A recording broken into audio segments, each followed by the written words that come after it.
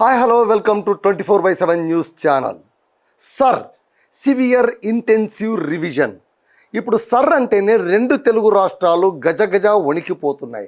ముఖ్యంగా తెలంగాణ మరింతగా వణికిపోతుంది. కారణం ఏంటంటే సర్రు ముసుగులోన ఎన్నెన్ని ఓట్లు లేచిపోతాయో, ఎవరెవరి ఓట్లు లేచిపోతాయో, రానున్న ఎన్నికల్లోన మన డిపాజిట్లు గల్లంతు కావడానికి, మన సీట్లు గల్లంతు కావడానికి, మన అధికారం పోవడానికి ఏమేం కావాలో వాటన్నిటికీ కూడా అటు ఎన్నికల కమిషన్, ఇటు కేంద్రంలో ఉన్నటువంటి బీజేపీ రెండూ కలిసికట్టుగా ముహూర్తం పెట్టాయా అనేటువంటి అనుమానం ఇప్పుడు తెలంగాణలో ఉన్నటువంటి అటు బీఆర్ఎస్ కావచ్చు, ఇటు కాంగ్రెస్ కావచ్చు, రెండు పార్టీలకు కూడా చాలా కలుగుతోంది. కాబట్టి ఆ రెండు పార్టీలు వెంటనే అప్రమత్తమైపోయాయి. మళ్ళీ ఆంధ్రప్రదేశ్లోనే ఈ భయం లేదా అంటే, ఆంధ్రప్రదేశ్లో అధికారంలో ఉన్నదే కూటమి ప్రభుత్వం, అందులో బీజేపీ ఉంది కాబట్టి వాళ్ళకు సర్ ప్రభావం, ఆ భూకంపం ప్రభావం ఇంకా అంతగా ఉండదు. వెనిజులా భూకంపం ఎలాగైతే రెండుగా చీల్చేసిందో అలాగే ఈ సర్ అనేటువంటిది వచ్చాక ఓట్లన్నీ చీలిపోతాయి, కొన్ని ఓట్లు నేలమట్టమైపోతాయి, కొన్ని ఓట్లు గల్లంతైపోతాయి, కొన్ని ఓట్లు ఎవరికి కావాలో వాళ్ళకు మాత్రమే దక్కుతాయి, వాళ్ళే గద్దెనెక్కుతారు. ఇది ఇంత ఖచ్చితంగా మనం ఎలా చెప్పగలమంటే, పశ్చిమ బెంగాల్లోన మొన్న జరిగిన ఎన్నికలే దీనికి తాజా ఉదాహరణగా ప్రతి ఒక్కరూ చెబుతున్నారు. అక్కడ జరిగినటువంటి చేదు అనుభవంతో తృణమూల్ కాంగ్రెస్ మట్టి కొట్టుకుపోయింది, నామరూపాలు లేక వెళ్ళిపోయింది. తృణమూల్ కాంగ్రెస్ అధినేత్రి మమతా బెనర్జీ ఎక్కడ పోయిందో ఏమైందో అడ్రస్ వెతుక్కునే పరిస్థితి అక్కడ. అయితే మరి ఇక్కడేం చేయాలి? అందుకోసమే ఏ పార్టీకి ఆ పార్టీ ఎందుకైనా మంచిది, మనం ఆ దెబ్బ తినకముందే అప్రమత్తం కావాలని మా పార్టీలను అప్రమత్తం చేసేస్తున్నాయి. అందులో భాగంగా భారతీయ రాష్ట్ర సమితి బీఆర్ఎస్, కల్వకుంట్ల చంద్రశేఖర్, కల్వకుంట్ల కేటీఆర్, హరీష్ వీళ్ళందరూ కూడా కార్యకర్తలను అప్రమత్తం చేసి వాళ్ళు సమావేశాలు నిర్వహిస్తూ వాళ్ళు ఏమంటున్నారు, ఎస్ఐఆర్ ప్రారంభమైంది, ఈరోజే ప్రారంభమైంది. విస్తృత పరిశీలన దేనికి? ఓటర్ల లిస్టులోన వాళ్ళు ప్రతి ఇంటికి వెళ్ళి ఎన్యూమరేట్ చేసి వాళ్ళకు ఫారాలు ఇవ్వడంతో పాటు దొంగ ఓట్లు, డబుల్ ఓట్లు, అక్రమ వలస వచ్చిన ఓట్లు వీటన్నిటినీ కూడా నిర్దాక్షిణ్యంగా ఏర్చెవతల పడేస్తున్నారు. అంటే కొత్త జాబితా తయారవుతోంది, ప్రక్షాళన చేసినటువంటి కొత్త జాబితా మనకు తయారవుతుంది. ఎప్పుడైతే కొత్త జాబితా వస్తుందో మళ్ళీ ఆ కొత్త జాబితాలో నిజంగా ప్రక్షాళన జరిగి ఉంటుందా లేదా ఎవరెవరి ఓటు బ్యాంకులు లేచిపోతాయి, అది ఇప్పుడు భయం పట్టుకొనింది.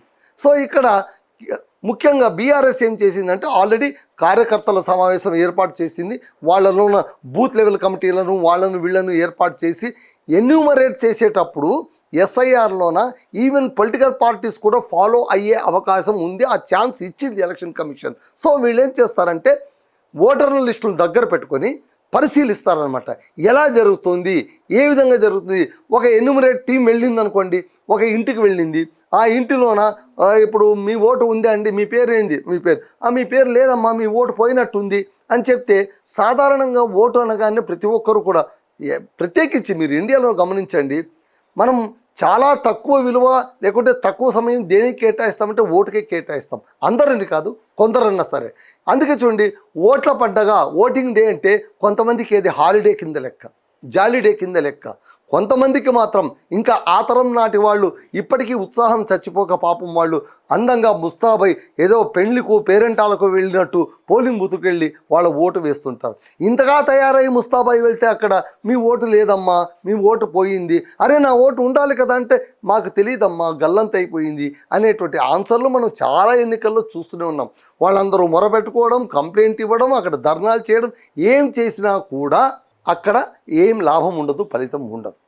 ఇలాంటి సమయంలోన మళ్ళీ బీఆర్ఎస్ ఒకవైపు వాళ్ళు అప్రమత్తం అవుతూ ఉంటే, అధికార పార్టీ అయినటువంటి కాంగ్రెస్ ఇంకెంత అప్రమత్తంగా ఉండాలి.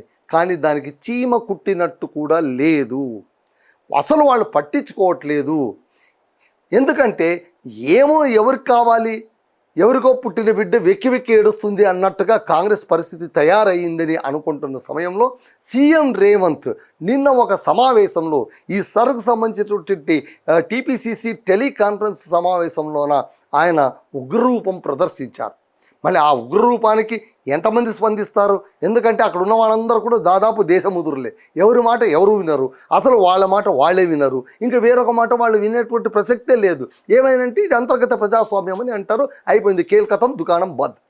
సో ఇక్కడ ఏంటి, రేవంత్ రెడ్డి గారు ఒక మాట అంటారు, అరే ఓట్లు దొంగలించిన పార్టీ ఏమో సమావేశాలు ఏర్పాటు చేస్తుంది, ఎవరు చెప్పండి? బీజేపీ. అలాగే ఓట్ల కోసం ఇంకొక ప్రతిపక్షం కూడా సమావేశాలు ఏర్పాటు చేస్తుంది. మరి మనకేమొచ్చిందయ్యా? ఒక్కరు కూడా ఇంతవరకు కిమ్మనట్లేదు, కయ్యనట్లేదు. ఎమ్మెల్యేలు, ఆ తర్వాత ఎంపీలు, ఆ తర్వాత కార్యకర్తలు ఏం చేస్తున్నారు? మీరు నిద్రపోతున్నారంటే ఎవ్వరు ఏం మాట్లాడలేక గమ్ము నుండిపోయారు. దీంతో ఆయన లేదు మీరు ఇలా చేశారంటే కనుక నేను ఊరుకునే క్వశ్చనే లేదు, అందరూ అప్రమత్తం అయ్యి తీరాల్సిందే.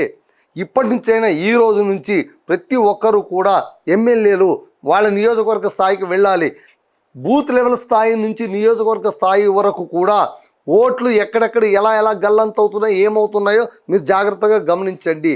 అయితే ఇక్కడ ముఖ్యమంత్రి రేవంత్ రెడ్డి గారు చాలా తెలివితేటలతోన మా ఓటు బ్యాంకు అని చెప్పకుండా పేదవాళ్ళ ఓట్లు గల్లంత కాకుండా చూడండి.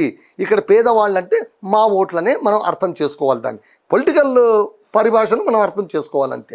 సో పేదవాళ్ళ ఓట్లు గల్లంత అయిపోతే వాళ్ళకి అన్యాయం జరుగుతుంది, పథకాలు వాళ్ళకి అందకుండా పోతాయి, ఆగిపోతాయి. కాబట్టి మీరు చాలా అప్రమత్తంగా ఉండాలని ఆయన చెప్పారు. సో ఇక్కడ ఏం చెప్పారంటే, సీఎం వార్నింగ్ ఇస్తూ తమ నియోజకవర్గ పరిధిలో పేదల ఓట్లు గల్లంతు కాకుండా రక్షించుకోవాల్సిన బాధ్యత మీదే అని అటు ఎమ్మెల్యేలకు, మంత్రులకు, కార్యకర్తలకు, చోటామోటా లీడర్లకు అందరికీ కూడా మాస్ వార్నింగ్ ఇచ్చినట్టు ఇచ్చారు. అది మాస్ వార్నింగ్ అవునా కాదా తీసుకున్న వాళ్ళ బట్టి ఆధారపడి ఉంటుంది, అది వేరే టాపిక్. సో ఆయన మళ్ళీ ఇంకో మాట కూడా చెప్పారు, మీరు మళ్ళీ ఎమ్మెల్యేగా గెలవాలనుకున్నా, ఇప్పుడు ఎమ్మెల్యే అయిపోయాం కదా ఇంకేం అయిపోయింది అని అనుకోవద్దండి. ఆల్రెడీ 2.5 ఏళ్ళు అయిపోయాయి, ఇంకా 2.5 ఏళ్లకు మరో ఎలక్షన్ వస్తుంది. మరి మీరు మళ్ళీ ఎమ్మెల్యే కావాలనుకున్నా, కొత్తగా ఎవరైనా ఎమ్మెల్యే కావాలనుకున్నా కూడా ఈ ప్రక్రియలోనే మీరు చురుగ్గా ఉండకపోతే మీ సీటు గల్లంత అయిపోతుంది, జాగ్రత్త గుర్తుంచుకోండి. మీ పనితీరుకు సంబంధించిన సమస్త నివేదికలు చిట్టా మొత్తం నా చేతుల్లో ఉంది. ఈ మాట అనగానే మనకు వెంటనే ఎవరు గుర్తుకొస్తారు చెప్పండి? నారా చంద్రబాబు నాయుడు గారు గుర్తుకొస్తారు. ఆయన ఎప్పుడు కూడా మినిస్టర్లు అంటూ ఉంటారు, మీ గుట్టంతా నాకు తెలుసు, మీ లిస్టు నా దగ్గర ఉంది, ఎప్పుడు కూడా మీ పనితీరుని నేను పరిశీలిస్తుంటున్నాను, తస్మాత్ జాగ్రత్త అని గురువు గారు హెచ్చరించిన స్టైల్లో ఈ శిష్య పరమాణువు రేవంత్ కూడా హెచ్చరించారు. ఏమని హెచ్చరిస్తున్నారు ఆయన?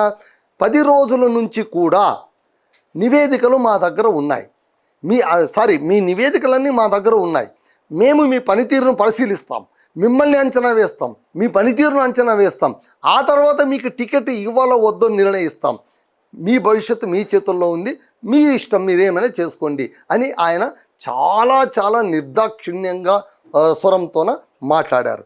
సో ఆయన పైగా ఏమన్నారు, పశ్చిమ బెంగాల్లో టీఎంసీ అప్రమత్తంగా అదైతే ఒక మాట వాస్తవం. పశ్చిమ బెంగాల్లోన తృణమూల్ కాంగ్రెస్ అప్రమత్తంగా లేనందువల్లనే ఏమైపోయింది పరిస్థితి? పరాజయం పాలవడమే కాకుండా పార్టీ నిట్ట నిలువున చీలిపోవడం, అసలు పార్టీ అధ్యక్షురాలైనటువంటి మమతా బెనర్జీని పార్టీ నుంచి బయటపడేశారు. ఆమె పార్టీకి సంబంధం లేదని తీర్మానం కూడా చేసి పడేశారు. మరి అంత దురదృష్టకరమైన పరిస్థితి బహుశా ఏ పార్టీకి రాదేమో, ఆ పార్టీకి వచ్చింది. గత 15 ఏళ్ళుగా ఆమె పాలించిన పాలన తీరు బహుశా అక్కడ ప్రతిబింబిస్తుందేమో, వాళ్ళు చెక్ చేసుకోవాల్సింది అక్కడ. సో దానికి సర్రకు సంబంధం లేదు. కాకపోతే ఎన్నికల ఫలితాలు ప్రకటించిన తర్వాత మమతా బెనర్జీ గారు అన్న మొట్టమొదటి మాట ఏంటంటే, నా 100 సీట్లు చోరీకి గురయ్యాయి, నా 100 సీట్లను బీజేపీ చోరీ చేసింది, 90 లక్షల ఓట్లు మొత్తం కూడా గల్లంతైపోయాయి. వీటన్నిటికీ కారణం ఏంటంటే ఎన్నికల కమిషను, ఆ తర్వాత కేంద్ర ప్రభుత్వం మూకుమ్మడిగా కలిసికట్టుగా పన్నినటువంటి కుట్రకు టీఎంసీ బలైపోయింది అని అన్నారు. మళ్ళీ అదే తీరు ఇక్కడ కూడా జరగకూడదు కదా. అందుకోసం ఇక్కడ ఏమంటున్నారంటే, మీరెందుకు మౌనంగా ఉన్నారో నాకు అర్థం కావట్లేదు, అందరి పనితీరుకు సంబంధించి నివేదికలు నా వద్ద ఉన్నాయి, పని చేయకుంటే కొత్త వారు వస్తారు, మీరన్నా మారండి లేదా మిమ్మల్ని అయినా మార్చేస్తాం అని రేవంత్ రెడ్డి గారు అన్నారు. పోలింగ్ బూత్ స్థాయి నుంచి నియోజకవర్గ స్థాయి దాకా కార్యకర్తల్ని అప్రమత్తం చేసి తీరాలి. క్యాడర్ కూడా లేని, అంటే బీజేపీ వాళ్ళు కొత్తగూడెంలో సమావేశం పెట్టారు. దీనికి సంబంధించి ఆయన ఉదాహరణ కేస్ స్టడీ ఒకటి చెప్పారు. అరే క్యాడర్ కూడా లేని కొత్తగూడెంలో బీజేపీ సమావేశం పెడితే కాంగ్రెస్కు బలమైన అడ్డాగా ఉన్నటువంటి సూర్యాపేట లాంటి ప్రాంతంలో ఇప్పటి వరకు ఒక్క సమావేశం కూడా సరుకు సంబంధించి మనం నిర్వహించుకోలేదంటే మనం ఎక్కడ ఉన్నాము, ఏ దశలో ఉన్నాము, ఏ పాయింట్ దగ్గర ఉన్నాము అని ఆలోచించుకోండి అని అన్నారు. 2002 మీరు వెంటనే ఇప్పుడు డీడీ కట్టేసి 2002 ఓటర్ లిస్టు, ఇప్పటి ఓటర్ లిస్టు తెప్పించుకొని మీరు చెక్ చేసుకోండి. ఓట్లు ఎలా ఉన్నాయి, ఏంటి, ఏం కథ అనేది మీరు చెక్ చేసుకోండి. ప్రతి 10 పోలింగ్ బూతులకు ఒక ఇన్ఛార్జ్ను కంపల్సరీగా పెట్టండి. ప్రతి 10 పోలింగ్ బూతులకు ఒక ఇన్ఛార్జ్ తప్పనిసరిగా ఉండాలి. అలాగా పోలింగ్ బూత్ నుంచి మొదలుకొని నియోజకవర్గ స్థాయి దాకా కూడా మీరు ఒక స్ట్రక్చర్ని మీరు నిర్మించుకోండి. కట్టుదిట్టంగా చూస్తే ఒక్క ఓటు కూడా పక్కకు పోదు అని సీఎం రేవంత్ రెడ్డి గారు అన్నారు. టీపీసీసీ అధ్యక్షుడు మహేష్ గౌడ్ గారు కూడా ఇదే విషయంగా చాలా హెచ్చరించారు. అలాగే పార్టీ వ్యవహారాల ఇన్ఛార్జి మీనాక్షి నటరాజన్ కూడా ఈ సందర్భంగా కార్యకర్తలకు పలు సూచనలు చేశారనేటువంటిది వార్తా సారాంశం మనకు తెలియదు ఏంటంటే, మొత్తం మీద కాంగ్రెస్కు సర్ అనేది వెన్నులో వణుకు పుట్టిస్తోంది అనేది. అది నిజమా కాదా మీరు మీ కామెంట్ బాక్స్లో రాయండి. ఇదండి విషయం. That's all.